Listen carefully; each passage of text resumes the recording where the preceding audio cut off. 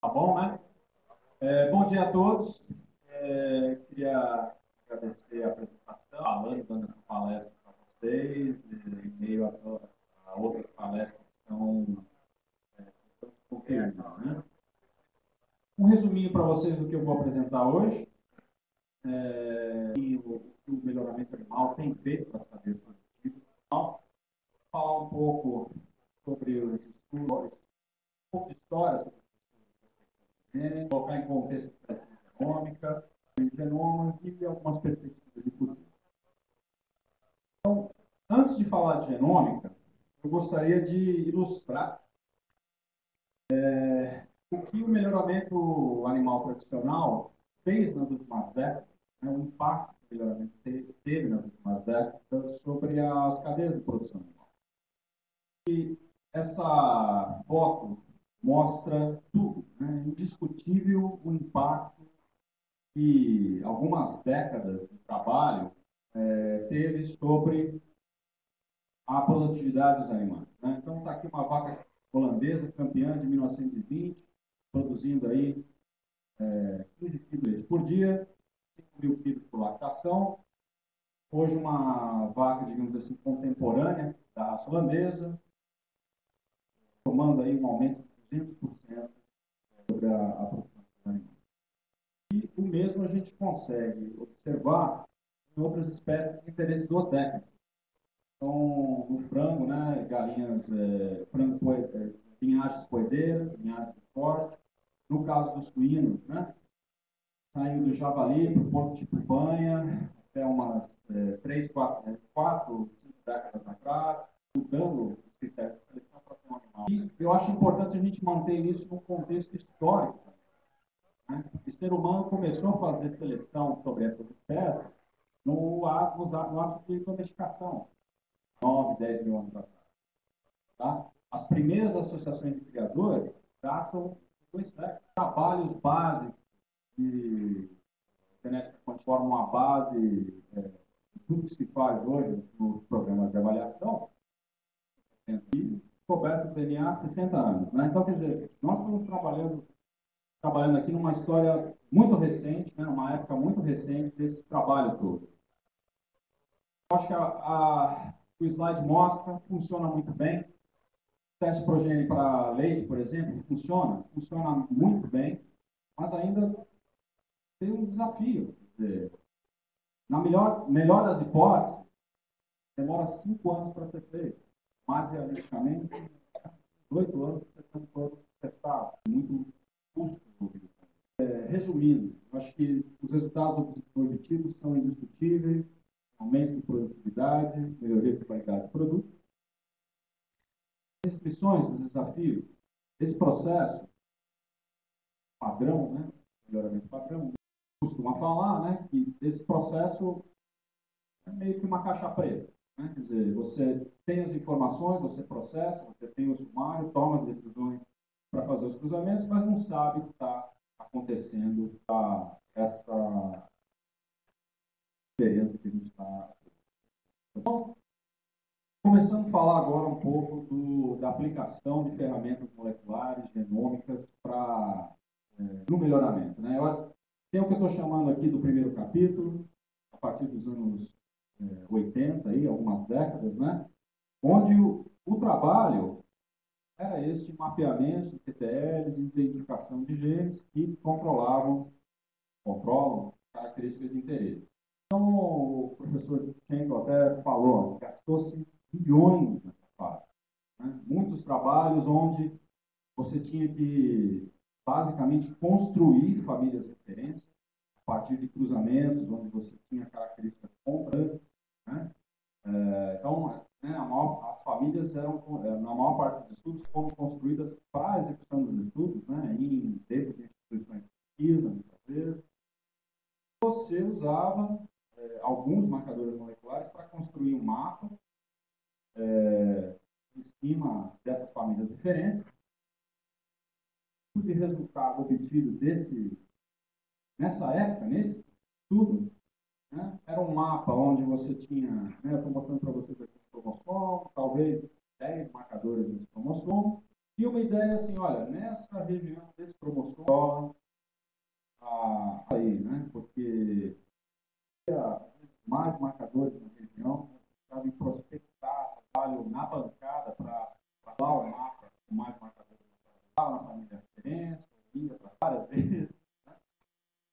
até que, eventualmente, você chegava em alguns genes candidatos, desse muito certo, lógico, quem sabe ficar, muito poucos ficaram ruins. O resultado aqui, você tem uma lista, você não é uma lista de tudo, né? Forte, veio, tranquilo, algumas menos.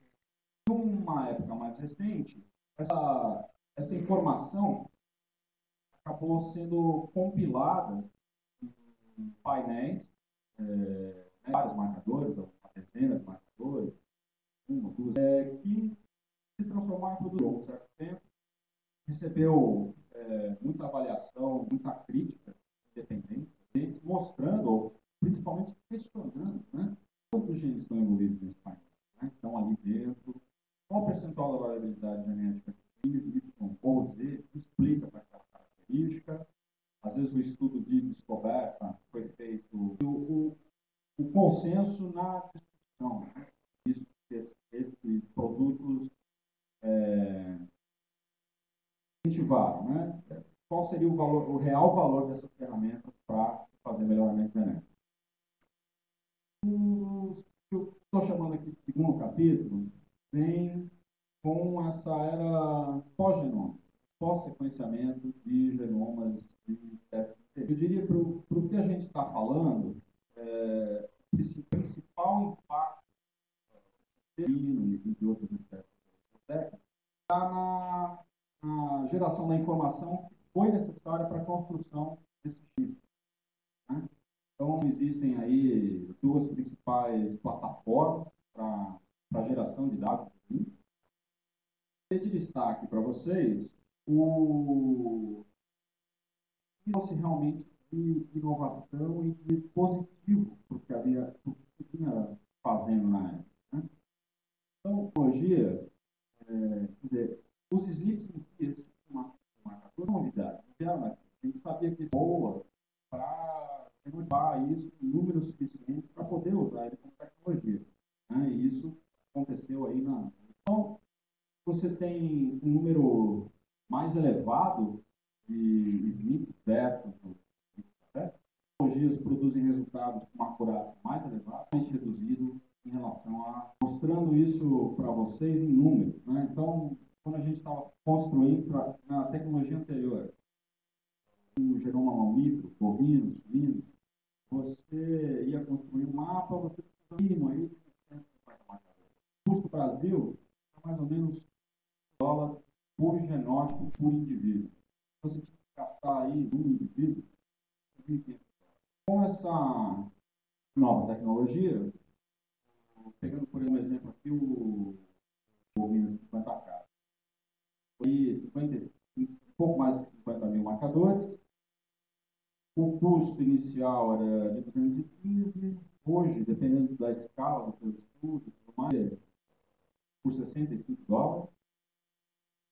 Muito interessante. Isso pode ser totalmente terceirizado para outras empresas, por uma empresa. Não. Quem tem que fazer o estudo? Você não tem que fazer um investimento em equipamento, você não tem que treinar a gente para fazer isso. Quando a gente estava fazendo isso daqui, estava num exército. Era uma coisa que você realmente pulando isso para. Né, era um desafio gerar esse dado. Hoje é uma questão, às vezes, até quase trivial, né? Realmente muito toda a perspectiva.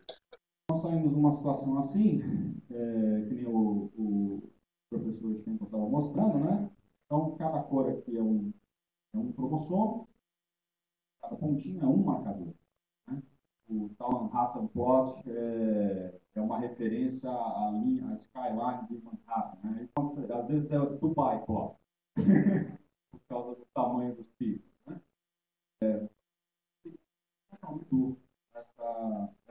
Hoje você tem diferentes produtos, com formas diferentes, identidades, genes, tem vários para equins e outras espécies. Mostrando agora o que eu chamo de perspectivas para o presente, né? Agora, né? Eu vou falar um pouco de seleção genômica, do impacto disso no caso da genômica e no caso da identificação de genes. Quer dizer, o professor Schenkel já deu uma explicação bastante extensa, falou com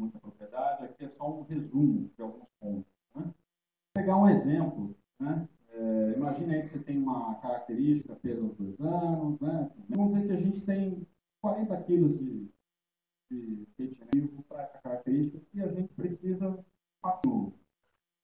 de novo, indivíduos superiores, indivíduos inferiores. O jogo aqui é identificar todos os pedaços do fenômeno, dependendo da característica que você está falando, vai ter uma arquitetura diferente, né? E vai depender da característica. Isso, a gente está querendo estimar o efeito de todos os marcadores sobre usar populações estruturadas, isso, né? É um teste ou não, né? Um outro tipo de estruturação, de população estruturada. Quando você faz essa estimativa, um universo de 40 quilos, né? Um marcador de damas poderia ser, para que poderia ser utilizado? Não interessa. Tá? Com isso feito, você pode amostrar qualquer indivíduo daquela população o valor genômico estimado para esse indivíduo. Né? É o mesmo processo. Só que agora a gente está adicionando essa ferramenta para aprimorar esse processo. Né? O professor mostrou, quer dizer, está dentro da caixa preta aqui, a metodologia para analisar os dados é muito parecido com o que se faz na avaliação. E um ponto interessante também, que às vezes você pode usar populações estruturadas, mas em alguns casos dá para usar populações, no caso do leite, onde você, né, o processo montado para estudos de população, são um pouco de pontos. Na América do Norte, custa mais ou menos $50 mil da população, para escolher um, né? Então, você paga $500 mil, $500 mil para escolher uma situação onde você pega esses 10 com painéis marcadores e identifica os superiores. Né? Então, em definição, você vai ter uma média naquele grupo. Então, você tem potencial aí de dizer, não, olha, esses aqui estão abaixo da média. Vou só testar isso na metade do dia. E encurtar tempo que usa para tomar essa decisão. Né? O que significa tempo numa indústria como essa? Num animal aí que fatura 5 milhões por ano em doses de sêmen, né? E que um mês não significa em termos de faturamento. Então, é um impacto muito grande. Né? Mostrando aqui para vocês, esse aqui é um slide que mostra o pessoal do AI. Em dezembro de 2011, a base deles já continha 136 mil animais de parto. Acho que em termos de como ocorreu essa estruturação. Né? O Flávio falou, deu uma ideia de escala, de quando o primeiro sumário não oficial, e a indústria demorou 9 meses para a tecnologia padrão, muito grande. Ficou muito claro, muito óbvio, dinheiro de tempo, no que estava sendo feito do AITL, mostrando, né, mais um exemplo de ganho de acurácia. Então, aqui são ganhos de acurácia para holandês e para suíço. Dependendo da característica, tem um pouco de diferença, mas em média você tem um ganho de 35% padrão que se usava mostrando mais ou menos a mesma coisa. Então, assim, se você considerar a média dos pais, né, estaria mais ou menos aqui por volta de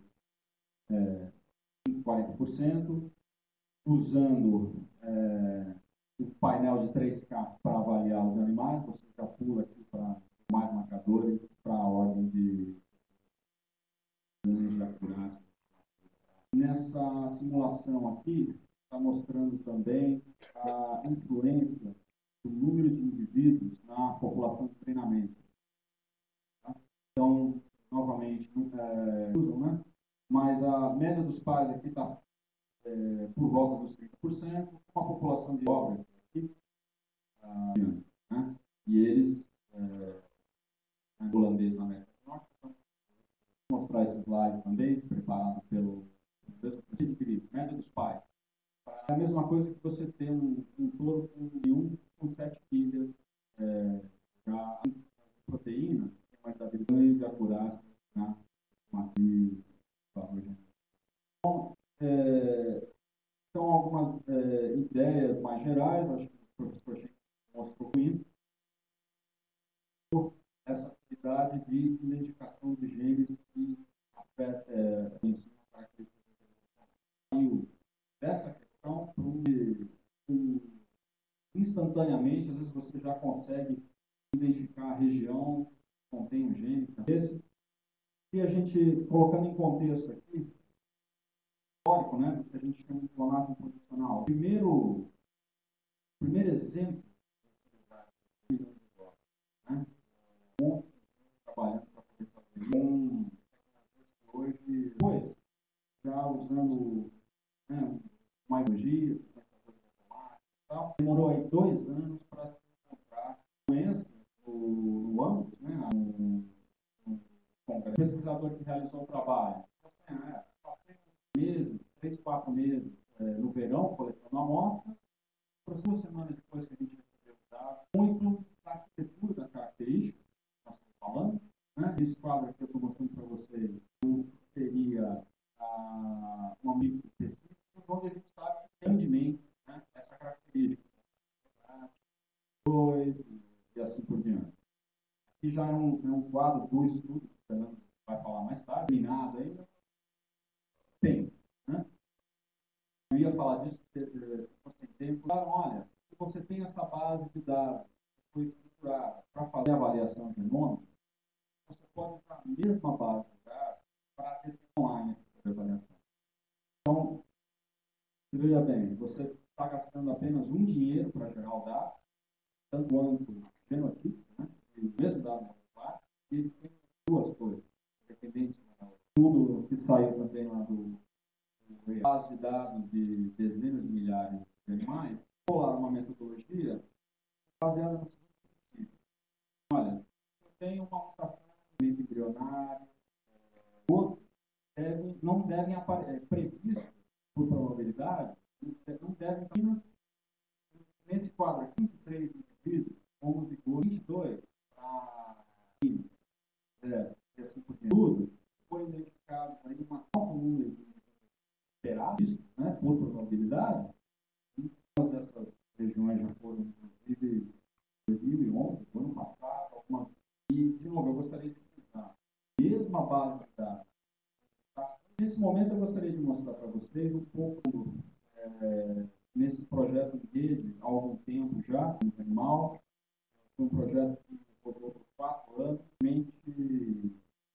mais 4 anos.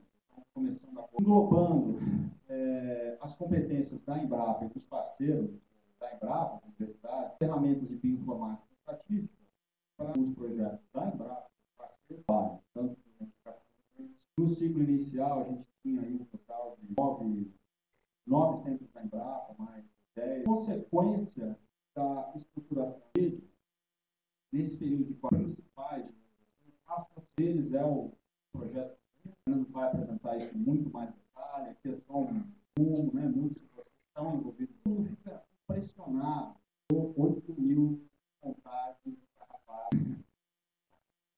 Houve aí a conexão dela,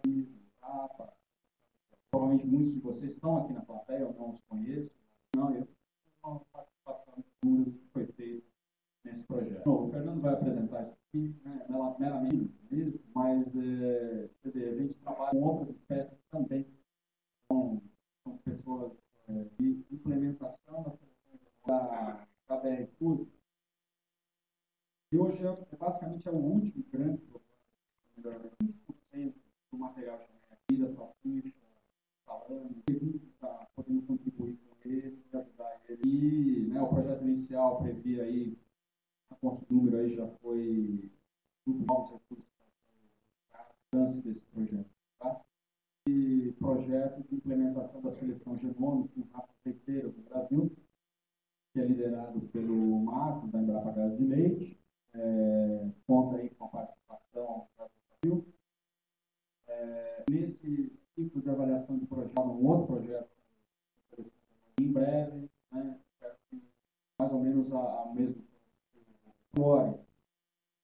O projeto vai fazer trilhar todas do isotável. Inicialmente vai construir aí o projeto ainda está nisso, né, ainda mais está caminhando. Eu queria mostrar isso aqui para vocês também, todas as slides de informática, e basicamente é o projeto que provém a infraestrutura computacional, principalmente hardware, muito forte, uma olhada nisso também. Essa não é uma lista de todos os projetos, né? Fora desse terceiro capítulo, né, que é o Fábio também já mencionou isso, tem muito desenvolvimento acontecendo nesse momento em relação à utilização de 2010, hoje está na casa de 50, e esse baixo de 20. Então, está com algum tipo, né? Então, esses 50 mil são dura e permite a gente usar Smith, código, né? O grande incentivo para fazer isso é menos dinheiro para então, nessa lógica, né, nós estamos falando de eventualmente até sequência dos animais, e aí os slides aqui mostram a eficiência, né? De novo, só aqui 800, 390, muito bem, avanços ainda para ser feito, para impulsar, tem um pouco de perspectivas futuras, né? E quando a gente vai falar de futuro, é a direção, mas erra na dose, né? Correndo esse risco, de qualquer forma, eu vou mostrar aqui o que eu acho, né? Não sei se, na verdade, cabe no bolso, uma sala para tempo, 2009. Revolução, a gente chama número de genomas, que a gente testa, foi sequenciado nos últimos anos. Então a gente vê o número de custo dos anos. O sequenciamento tem uma diversidade muito grande. Realmente, para você sequenciar o ano que vem $1.000, está falando que vai ter um ano, mas eu acredito, uma hora, dobrando o output. A última vez que eles lançaram o upgrade, eles dobraram novamente. O executivo está tomando decisões e já tem as novas ondas, não vai soltar. Porque ainda para absorver a competição no mercado, a gente não tem capacidade de analisar os dados. Uma questão, né? Quando a gente chegar no nível de sequenciamento, para poder usar as e fugir um pouco negativos e tal. Isso tem várias publicações aí mostrando o sequenciamento de animais, porque está todo mundo se preparando para Minas Gerais, Cantura. Eu vi o Fernando hoje na hora do café, está lá, bem anunciando. E na Embrapa, outra tecnologia que não dá para dar um foco como esse, principalmente o pessoal de planta, quanto você quer gastar por produtivos, cobertura variável, mas e tem alguns fatores, né? Eles podem preço, dois dinheiros, né? Gastar lá no exterior, analisando, levantar olha, avaliação genômica, funciona, pouco intervalo de gerações, aumenta muita atenção para onde está correndo. No mínimo sentido, programa de avaliação não é um programa